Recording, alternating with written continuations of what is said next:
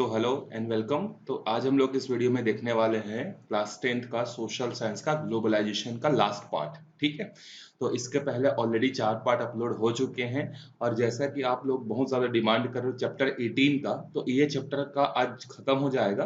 तो आज शाम को ही या कल मॉर्निंग में जो है चैप्टर 18 जो है स्टार्ट हो जाएगा, उसके वीडियोस जो है अपलोड होना जो है स्टार्ट हो जाएंगे। ठीक है, तो स्टार्ट करते हैं। देखो, कॉम्पिटिशन एंड अनएम्प्लॉयमेंट अनसर्टेनिटी।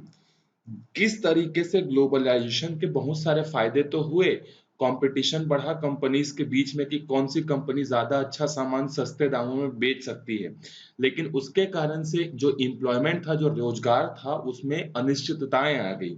मतलब किसी का जॉब फिक्स नहीं रहा। अब इसके कारण से अब ये कैसे नहीं रहा, आगे पढ़ते हैं। Globalization and the competition have drastically affected the life of the working class। जो अपर क्लास थे और जो एजुकेटेड क्लास थे उनको ग्लोबलाइजेशन से तो फायदा हुआ, लेकिन जो वर्किंग क्लास था उनको बहुत ज्यादा नुकसान हुआ।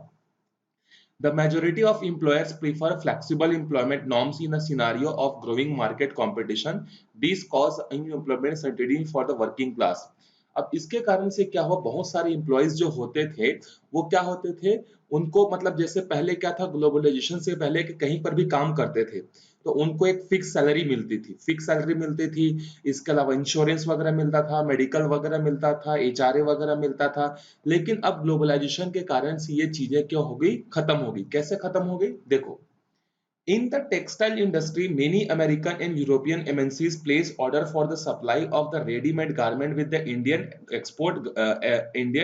garment exporters। अमेरिका की कंपनी, यूरोप की कंपनी कई बार क्या करती है, इंडिया में जो टेक्सटाइल बनाने वाले जो क्या होते हैं, जो ठेकेदार होते हैं, उनको क्या करती हैं, ये ऑर्डर करते हैं। ठीक है, तो इंडियन गवर्नमेंट्स का मतलब इंडिया के लोग जो होते हैं, जो ये काम करते हैं गारमेंट्स वाला, उनको ये ऑर्डर करते हैं और यहीं से इन लोग क्या करते हैं, सामान जो है ये इन कंपनीज को रेडीमेड के थ्रू पहुंचाते हैं।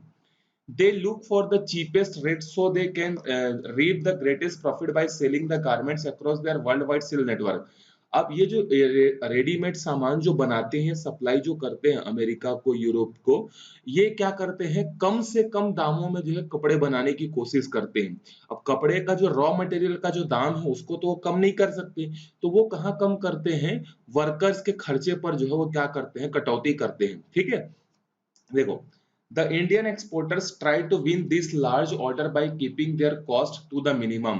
ये जो एक्सपोर्टर्स जो होते हैं, इंडिया के एक्सपोर्टर्स जिनको बाहर की कंपनियों से ऑर्डर मिलता है, ये अपने आप को जो है प्रॉफिट में रखने के लिए, कॉस्ट को हमेशा मिनिमम करने के लिए क्या करते हैं, रेडी रहते हैं। Since they can not save on the cost of raw material, the only possible cost cutting avenue open to them is reducing their wage labor cost। अब ऑब्वियस सी बात है भाई, क्या कि वो कपड़े के जो कच्चा माल है उस पे तो कम नहीं कर सकते। जितना कच्चा माल जितना रुपीस में मिल रहा है उतना रुपीस में ही मिलेगा। तो उनके पास ऑप्शन क्या बचता है कम करने के लिए, लेबर के खर्चे को कम कर दो। ठीक है, लेबर के खर्चे को कम कर दिए। Where factories use to employ permanent workers earlier, they now offer only temporary employment. जहां पर पहले फैक्ट्रीज में क्या होता था कि जो वर्कर्स होते थे वो परमानेंट वर्कर्स होते थे, उनकी एक फिक्स सैलरी होती थी और भी अदर एक्सपेंसेस वगैरह मिलते थे। लेकिन अब खर्चा कम करना है, खर्चा कम करना है, तो फिर अगर परमानेंट लेबर रखोगे तो परमानेंट लेबर के खर्चे तो ज्यादा होंगे भाई।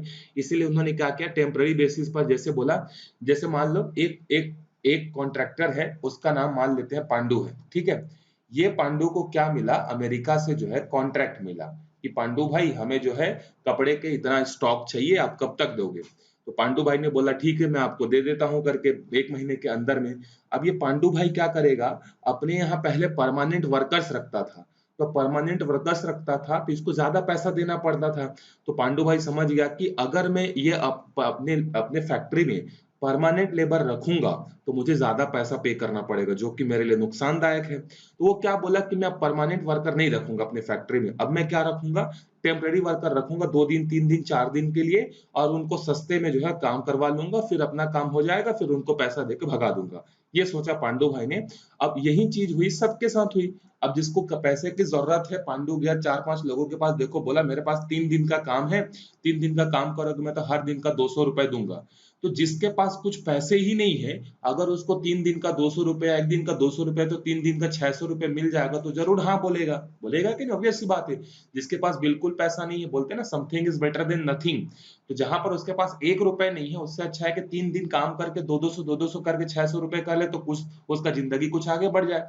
तो पांडु ने दिमाग लगा और क्या किया, परमानेंट लेबर के प्लेस पर जो है अब किसको रखना चालू कर दिया, टेम्परेरी वर्कर से काम निकालना चालू कर दिया।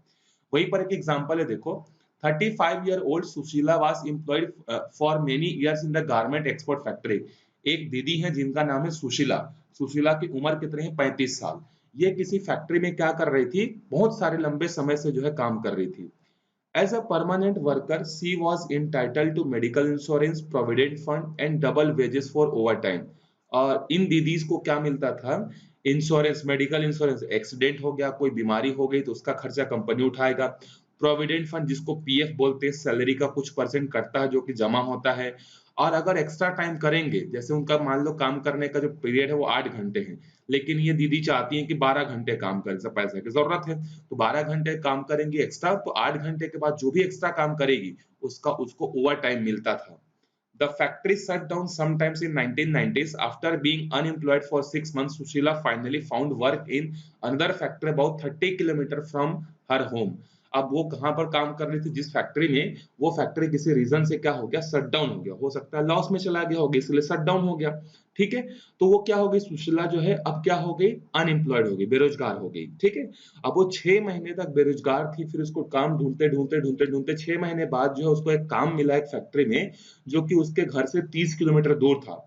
अब सोचो, डेली 30 किलोमीटर जाना, 30 किलोमीटर आना, पेट्रोल कितना खर्चा होगा उसका। और सैलरी भी उसकी परमानेंट जैसे नहीं होगी, पहले जैसे नहीं होगी, कम हो गई होगी।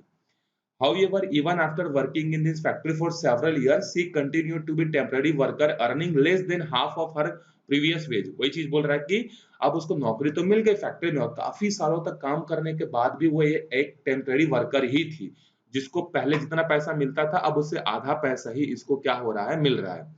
She left her home at 7:30 in morning and returned at 10 at night, all 7 days of work। देखो, ये सुबह 7:30 बजे घर से निकलती है और रात को 10 बजे वापिस आती है, इतने घंटे काम करती है। और पहले उसको वीक में छुट्टी वगैरह भी मिलता है, जो परमानेंट एम्प्लॉइज होते हैं उनको वीक में 1 दिन का हॉलिडे मिलता है, इसको वो भी नहीं मिलता है। If she missed work on any day, she was not paid wages for this day। अब देखो, परमानेंट वर्कर होने से फायदा क्या होता है कि अगर आप 1 दिन 2 दिन अगर नहीं जाते तब भी आपकी सैलरी नहीं कटती है। लेकिन आप टेम्पररी वर्कर अगर हो, अगर आपने एक भी दिन काम पे नहीं गए तो आपको उस दिन की सैलरी मिलेगी ही नहीं। She also did not receive any of the benefits she had enjoyed earlier। इसके अलावा उसको पहले जो भी क्या मिलता था, जैसे इंश्योरेंस मिलता था और प्रोविडेंट फंड मिलता था, एक्स्ट्रा ओवर टाइम का पैसा मिलता था, अब वो सब चीज इसको कुछ नहीं मिला। The factory receive export order irregularly, hence it paid less wages. अब फैक्ट्री वालों को भी कोई प्रॉब्लम नहीं है, उनको भी काम प्रॉपरली मिलता नहीं था। तो जब उनको भी काम प्रॉपरली मिलेगा नहीं तो वो भी सैलरी कैसे अच्छे से दे पाएंगे? तो वो भी क्या करते थे, जैसा काम ज्यादा होता था तो सैलरी ज्यादा देते थे, काम कम है तो सैलरी कम देते थे या बिल्कुल भी निकाल भी देते थे। ऐसा भी कंडीशन जो है हुआ है, किसके कारण से? ग्लोबलाइजेशन के कारण से। अब हमने ग्लोबलाइजेशन क्या है, ग्लोबलाइजेशन के क्या फायदे हुए, क्या नुकसान हुए, ये सब हमने डिस्कस कर दिया। अब थोड़ा सा हम लोग डिस्कस करते हैं कि ग्लोबलाइजेशन का इन्वायरमेंट पर क्या इम्पैक्ट हुआ। ठीक है, the phenomena of globalization may have conferred benefit in the several sectors, but it has also raised new concern। Rapid growth had led to rising consumerism, but the impact of the growth on the environment is also raising questions। देखो, globalisation ने बहुत सारे factors पे क्या क्या changes ला दिया, वो जो कि हमारे लिए बहुत ज्यादा बेनिफिशियल है, और कई जगह ऐसा है जहां पर इसने क्या क्या बहुत सारे कंसर्न जो है खड़े कर दिए, जैसे इन्वायरमेंट पे। अब इन्वायरमेंट पे कैसे कंसर्न है, आप एक एग्जांपल से देखो। A World Health Organization study that revealed that Delhi is the one of the most polluted city in the world। दुनिया का सबसे गंदा शहर कौन सा है? दिल्ली है। ठीक है, ये WHO ने बोला है।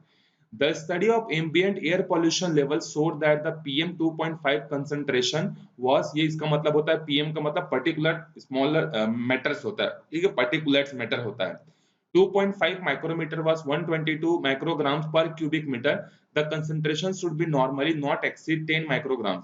दिल्ली की जो हवा है ना, उस हवा में देखो, एयर क्वालिटी इंडेक्स मेजर करने के बहुत सारे होते हैं, जैसे पीएम 2.5 होता है, पीएम 3 होता है, पीएम इस तरीके से 1.5, अलग अलग पार्टिकुलेट के साइज को नापकर, मतलब हवा में पार्टिकल का जो साइज है उस पार्टिकल के साइज को नापकर उनका नाम दिया जाता है।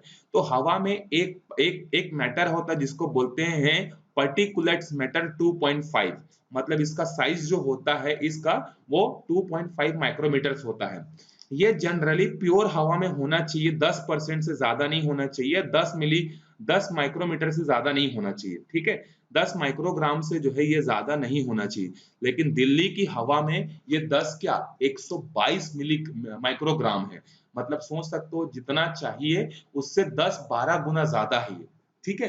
तो दिल्ली की हवा के कारण पोल्यूशन क्यों हुआ? क्योंकि वहां पर बहुत सारे व्हीकल्स चलते हैं, बहुत सारे नोएडा है, फैक्ट्रीज हैं, वहां पर बहुत सारे मल्टीनेशनल कंपनीज हैं। और वहां पर एक और सर्च किया गया जहां पर यह पाया गया कि दिल्ली के जितने भी स्कूल जाने वाले जो बच्चे हैं उन 40% बच्चों का जो है क्या है, पोल्यूशन के कारण उनको जो है लंग का जो है प्रॉब्लम है, लंग का जो है दिक्कत, उनके लंग में जो है फेफड़े में जो है क्या है दिक्कत है, इसी एयर पोल्यूशन के कारण। These problems are linked to growing vehicle traffic in the city. One of the sectors that have grown rapidly as a result of globalization is the market for water vehicle. When Maruti Udyog launched the industry in 1988, product was a mere 1.7 lakh motor vehicle. अब इन सब environmental impact का reason क्या है? तो vehicles का बढ़ना है। पहले लोग भी कम थे तो व्हीकल्स भी कम चलती थी, पेट्रोल भी कम यूज होता था, तो इन्वायरमेंट पर भी ज्यादा इफेक्ट नहीं होता था। लेकिन अब क्या है, पॉपुलेशन भी बढ़ गया है, टेक्नोलॉजी भी बढ़ गई है, सबको कार चाहिए, ठीक है, सबके पास व्हीकल्स है, गाड़ियां हैं, सबको पेट्रोल चाहिए, तो उसके कारण से क्या होता है, पोल्यूशन होता है। एक एग्जांपल दिया है कि जैसे मारुति उद्योग जो है जब 1988 में स्टार्ट हुआ था तो उस समय वो उसकी कैपेसिटी कितनी थी, 1.78 लाख मोटर व्हीकल्स बनाती थी। लेकिन ये 2000 तक आते आते, 2004-5 तक आते आते जो है बहुत ज्यादा जो है क्या हो गया, बढ़ गया है, ठीक है। One estimate places the number of new vehicles playing in Delhi's road at 1400 per day. हर दिन दिल्ली में 1400 नई नई गाड़ियां जो है क्या होती हैं वहां पर जो है चलती हैं, हर दिन, समझ सकते हो। पुराने जितने हैं वो तो हैं, हर दिन 1400 और नई नई गाड़ियां उसमें ऐड होती है। देखो इस तरीके से जो है कंडीशन हो जाती है, जाम लग जाता है। अब एक एक गाड़ी से अगर थोड़ा थोड़ा भी पॉल्यूशन अगर निकलेगा तो उसके कारण से कितने सारे पॉल्यूशन जो है होंगे, इन्वायरमेंट पर इफेक्ट होंगे। और ये सब कहीं ना कहीं रीजन है ग्लोबलाइजेशन के कारण। If seen from the perspective of the growth and development, these growing production number are matter of pride. जब हम लोग डेवलपमेंट की बात करते हैं तो ग्लोबलाइजेशन हमारे लिए प्राउड मोमेंट होता है। लेकिन अगर हम लोग क्वालिटी ऑफ लाइफ, इन्वायरमेंट के बेसिस पर अगर हम लोग देखते हैं, लैंड के बेसिस पर अगर हम लोग देखते हैं, तो ये हमारे लिए क्या है, काफी ज्यादा जो है हार्मफुल है। क्यों?